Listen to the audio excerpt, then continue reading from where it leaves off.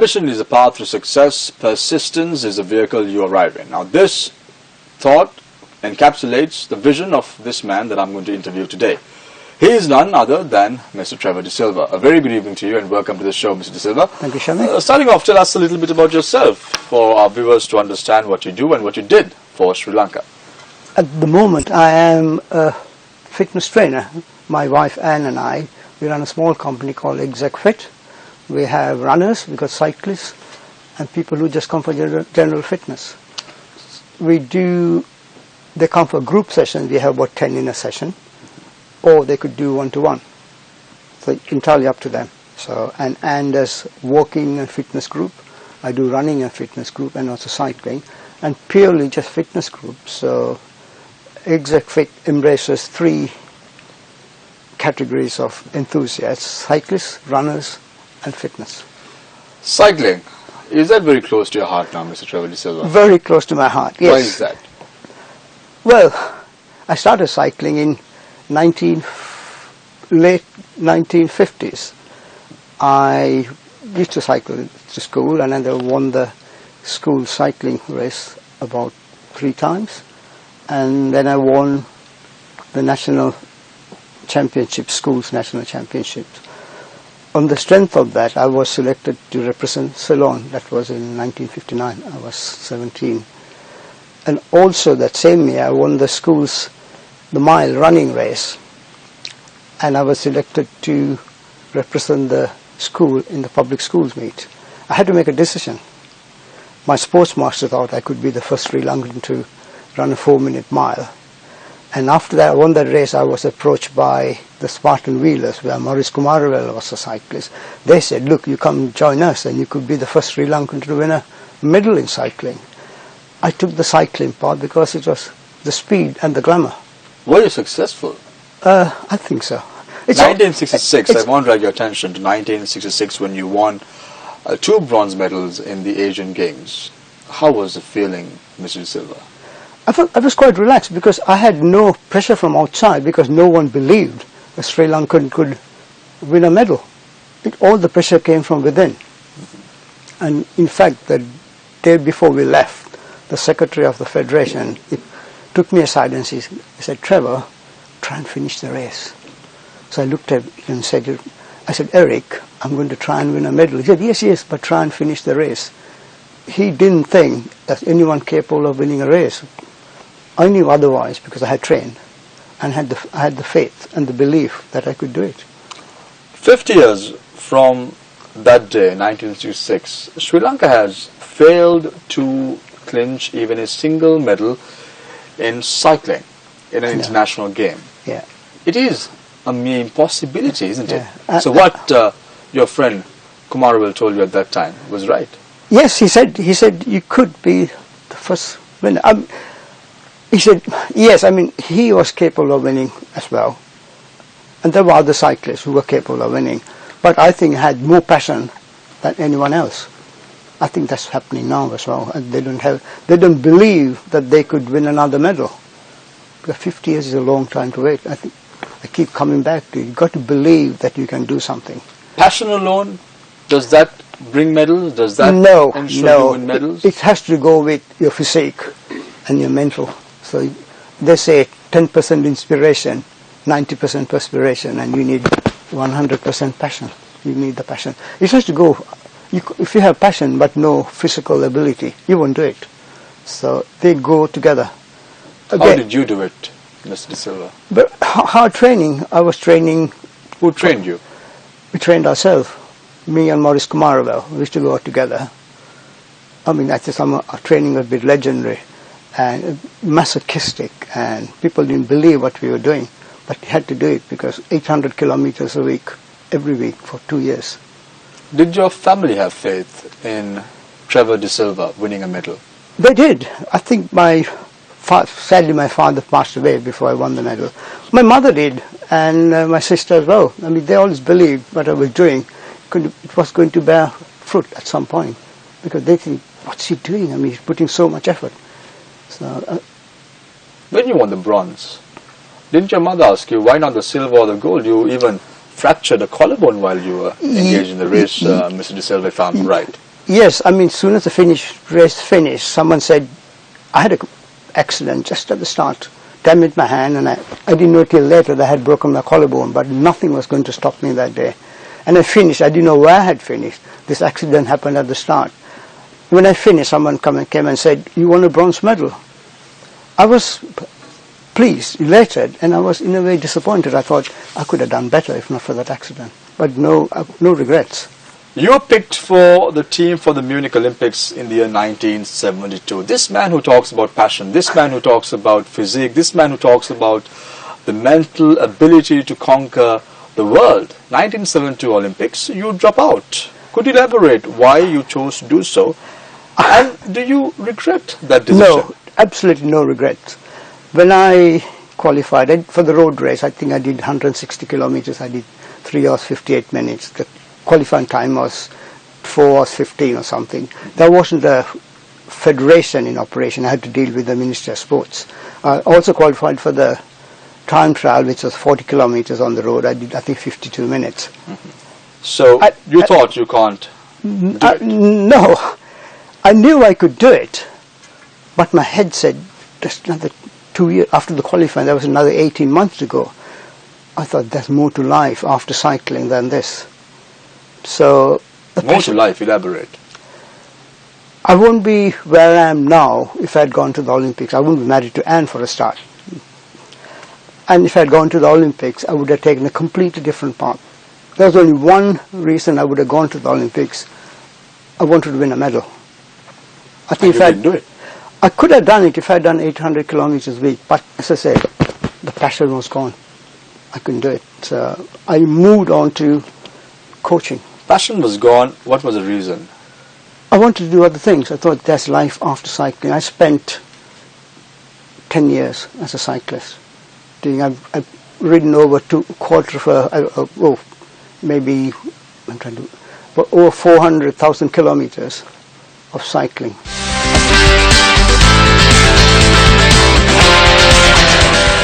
You dropped out from the Munich Olympics in 1972, as we discussed earlier, Mr. De Silva. However, now you're training a marathon runner who wants to qualify for the Rio Olympics in 2016.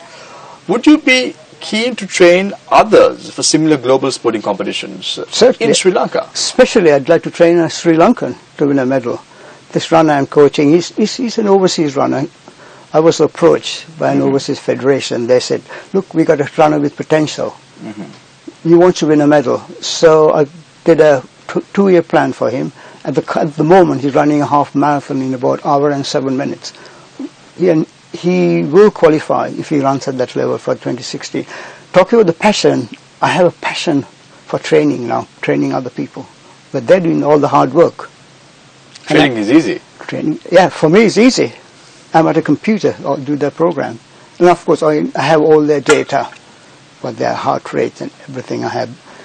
And then I formulate the program and they get on with it. And I monitor weekly or as often as I need.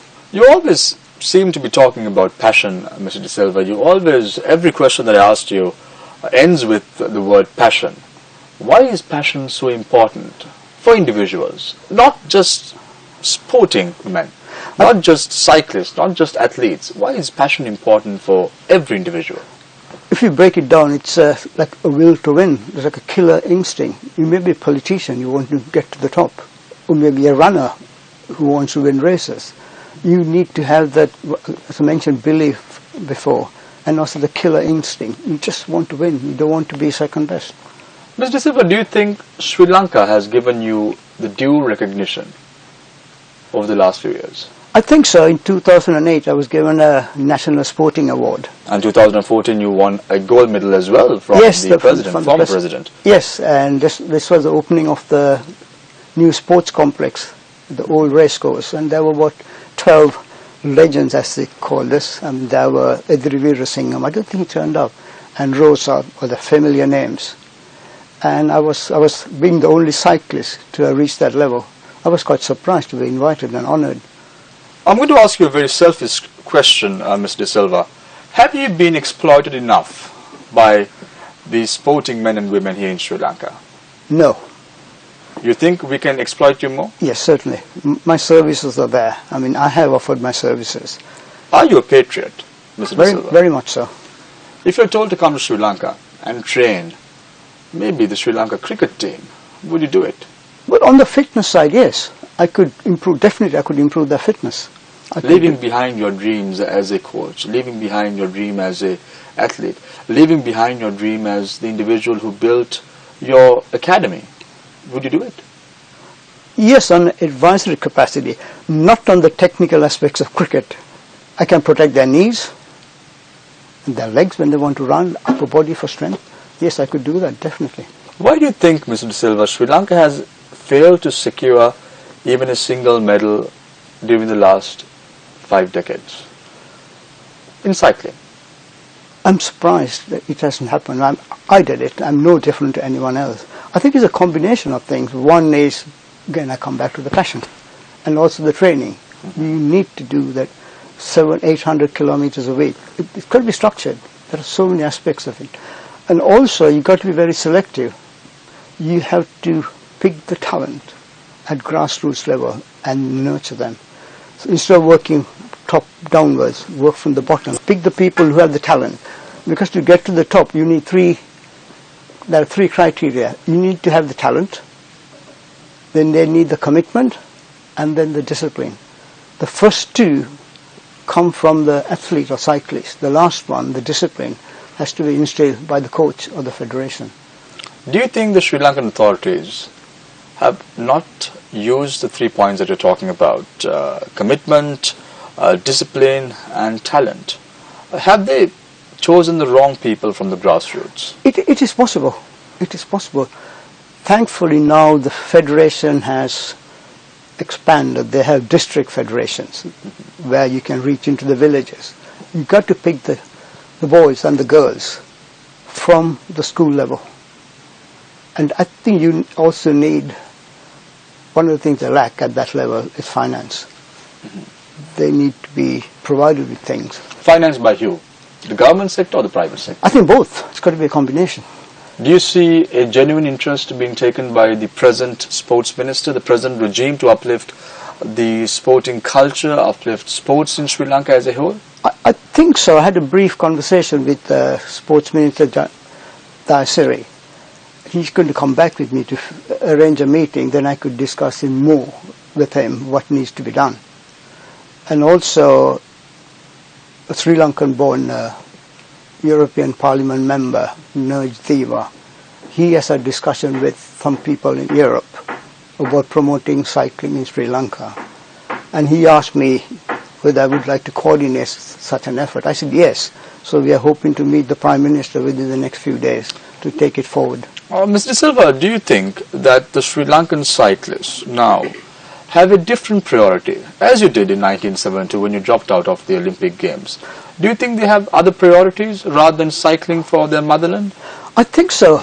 Again, we come back to money. There's a lot of money involved in cycling now. I mean, that probably, if you win a race here, that gives you a comfortable lifestyle. But the main objective of getting to the top may be lost, because every year, if you start there and you want to get there, every year you have to improve. At the moment, you don't have to. You can be at the same level and win lots of national races. You can't, yes, you're winning races and winning money. In my case, I wanted to get stronger and faster every year. If that wasn't happening, maybe I would have given up. But I was getting faster and stronger. Were you interested in money in 1972, Mr. De Silva? No, there wasn't any. Not in 72, no. The climate was completely different. There wasn't any money on offer. I remember at the Asian Games, the Japanese team manager, he was so sorry for me. He said, would you like to have a pair of racing wheels for your race? I said, yes, please. And he said, I said, I'll bring it back to you after I finish. He said, no, you keep it, we've got plenty of them. So we were at that level, at that time, right at the bottom in terms of equipment. Now the cyclists have the best equipment in the world. So it's not an excuse. I think it's the will to win and the belief. If they win a race nationally, as I said, that's a lot of money, probably that's enough for them. The controversy surrounding cycling over the last few years, I want to drag your attention to Lance Armstrong, who testified and said that he in fact used banned substances when he emerged victorious in 7 Tour de France championships. Yes. And how did that affect an individual like you who loved the game, who loved the sport? I was sad, but there's another aspect to it. He's never been tested positive. There's a lot of drugs testing. They need to find out why Lance Armstrong never tested positive. One could be corruption, people are hiding it. Other, he was taking something else so that didn't show up the drug. I think they need to test that. They need to test for masking agents. If you have a masking agent in your body, it won't show your drug. There are a lot of clean cyclists and runners, because someone who's good but not good enough could get better by taking drugs. So you're denying the genuine cyclists and runners from getting to the top. Do you think Lance Armstrong would have kept this as a secret? And would it have gone to his grave if not for his colleague who opened the door and said Armstrong used banned substances? Yes, yes. No one believed other people.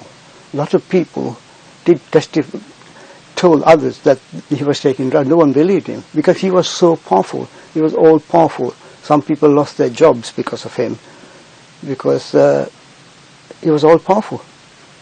No one believed anyone below him who said that he was taking drugs. I want to drag your attention to cricket now, Mr. De Silva. If we don't talk about cricket, having you here in the studio, I'm going to be hurled with stones when I go out of the studios. So will I think. So we're going to talk a little bit about cricket as well. Kusal Janit Pereira, who was possibly given a 4-year ban now for using banned substances. Yeah. Why is banned substances becoming so common these days among sportsmen and women? Yeah. Let's take a step back. They haven't said what he's taken. I think that's got to be told what he has taken. No, they're keeping it a secret. That needs to be found out. What he's taken. He may have taken something that doesn't enhance performance. So you need to find out whether he's actually taken a performance-enhancing drug. So that needs to be found out, because I don't know who did the testing. It has been revealed. So that, I think it's sad. Is it about 20? 20 plus or so. Yes, I mean that's a lot. That needs to be found out what he has taken. If they're not going to tell you, it could be anything. Isn't it a betrayal to the fans who are out there, watching their hero do well, watching their hero winning medals, bringing glory to the country? Isn't that a betrayal? It is. It is. This cricketer you're referring to, maybe he took something, didn't know it was banned. Because till we know what it is that he took, how can you stand judgment of him? Mr. Silva, you are interested in coaching now. Was it a natural progression from athlete to coach, or you intended to become a coach when you always wanted to be a coach? I mean, even when I was cycling, I was coaching the youngsters coming up. So I had a passion even then to bring up the juniors. How old are you, Mr. Silva, now? 73.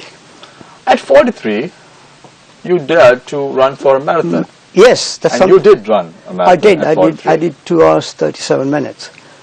That's one regret I have in my life. One regret in your life? Why is that? Yeah, because I didn't run a marathon when I was in my late 20s, early 30s. I could have done it. That's why I regret it, but I didn't. I could have run a good time, I think. Not as good as my friend At 72, would you consider running another marathon? No, certainly not.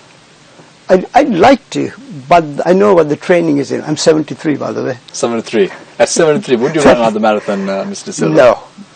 The heart says yes, the head says no. What does the passion say? Does your passion drive you to do that? No, I think it takes too much out of me. My aging bones, I need to protect them. It's the training that's difficult. Running a marathon is easy. Mr. Silva, I started off this interview today by bringing out a quote. Ambition is the path to success, persistence is the vehicle you arrive in. How important is ambition and how important is persistence for individuals to achieve their goals in life? It's vital. You have to be persistent. That's where the commitment comes. You know, the 3: talent, commitment and discipline. Persistent is the commitment. You have to go out when it's raining, when it's very hot. And then you have to discipline yourself. You don't push yourself too much, and you have to rest and take it easy when you have to. That's where the discipline comes in. And you have to race just to test your fitness, not to over-race. That's very important. Why is Trevor De Silva different from any other cyclists in the world? I think I worked harder and had passion. I believed that I could do it, and I wanted to do it. That's the difference. I wanted to do it. What is your message, Mr. De Silva, for aspiring coaches, athletes, sportsmen and women, and those wishing to enter the sporting services and training sector as you have done? Leave yourself for major games, leave yourself about 2 years, and every year try to get faster and stronger. If you're not improving, then something is wrong. You need to go back to the planning stage and see what you're doing wrong. It's hard work, very hard work. That's where the commitment comes in. So when you go to the drawing board and realize that you really can't achieve your dreams, what are you supposed to do? Whatever you set, you've got to set intermediate targets. Final target is there, you start there. Each intermediate target, if you haven't reached it, you need to go back and see, why have I failed? It will tell you somewhere why. Whether you haven't been riding fast enough, far enough, or you haven't been doing any strength and conditioning work, so you had to go back. As soon as you hit a plateau, you know there's something wrong. You should be always going up slowly. In upward trajectory. Upward trajectory. Mr. Silva, finally, what is the message you have for the young sportsmen and women in Sri Lanka? What is your message to them? Believe that you can do it. Commit to a good training program. Talk to your coach. There are lots of good coaches in Sri Lanka. Draw up a program where you can progress month on month, year on year, and always believe that you can do it, that you want to do it. You must have that killer instinct, because 50 years is too long to wait. 50 years is too long to wait. You have to do it and believe in yourself and move forward with talent, commitment and discipline. Thank you very much, Mr. Trevor De Silva, for joining us this evening on our show. Thank you very much. A pleasure to have you on board today. I myself learned a lot, and thank you again for joining us this evening. I hope and pray our viewers also learned something from Mr. De Silva's career, his learnings and his experience. Thank you very much for joining us.